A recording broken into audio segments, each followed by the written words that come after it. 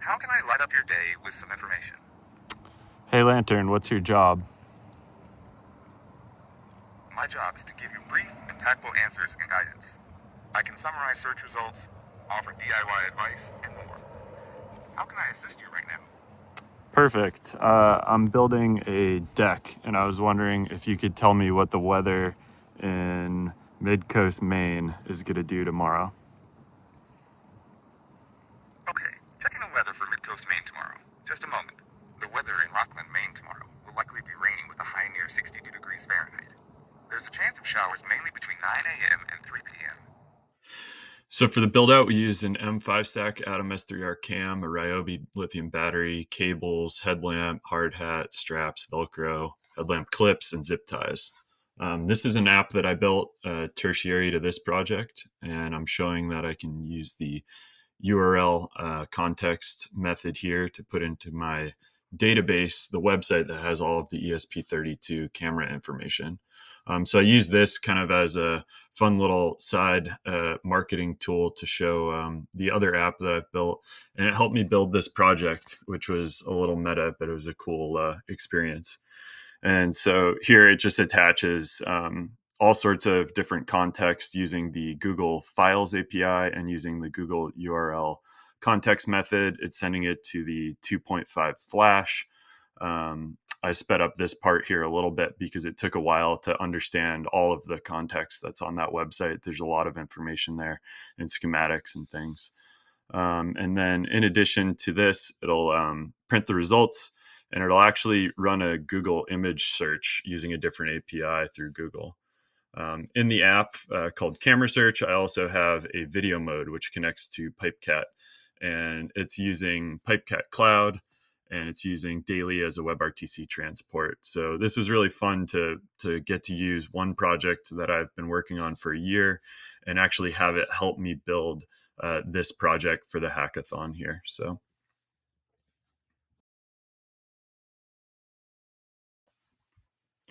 once I had a good understanding for the project, I went out to the garage and started building. The goal was to put it all on one headlamp band. And one of the first issues I ran into is that normal headlamps that have USB-C charges, it's only charge in, not charge out. So it couldn't distribute power for the camera. So I had to come up with a different battery solution for that. So we got the camera mounted onto this little buckle that fits nicely into the strap. And we've got our light on here, and this setup's kind of nice because it's all in one band, and the battery to USB cable is a little clunky, but it functions, gets the job done.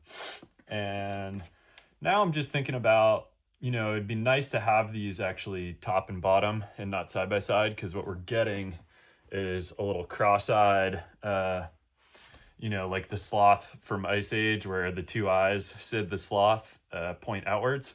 And so I'm trying to think if I make a bigger backing plate so that they sit square, which would just provide a better capture of what the person's actually looking at, since you want the light focus on what you're looking at and you want the camera focus at what you're looking at. So that's the next step.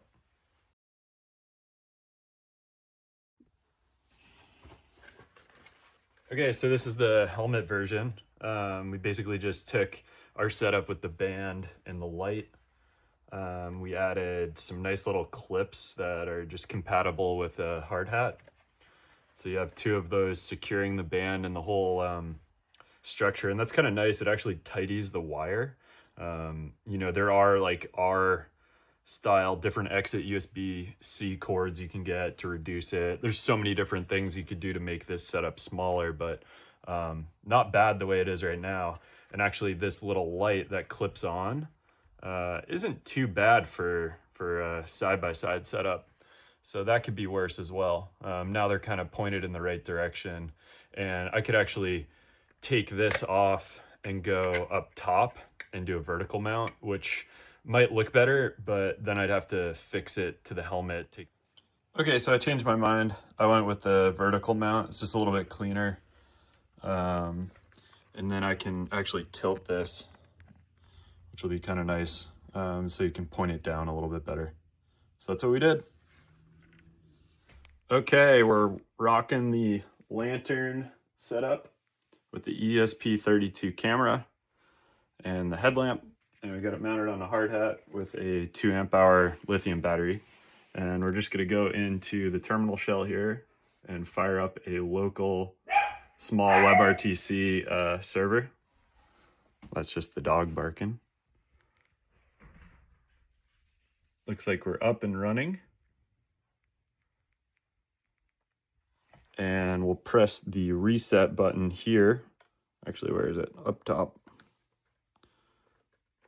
Which should, oh man, it's hard to press. We gotta get a bigger button. Should reconnect.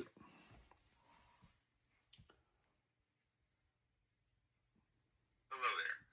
I'm Lanturn, your friendly AI assistant. I am here to help make your day a little brighter. How can I assist you today? Hey Lanturn, what's your job? My job is to help you with information, answer questions, and provide guidance on various tasks. Basically, I'm here to make your life a little easier. What can I do for you? What is your favorite coding environment?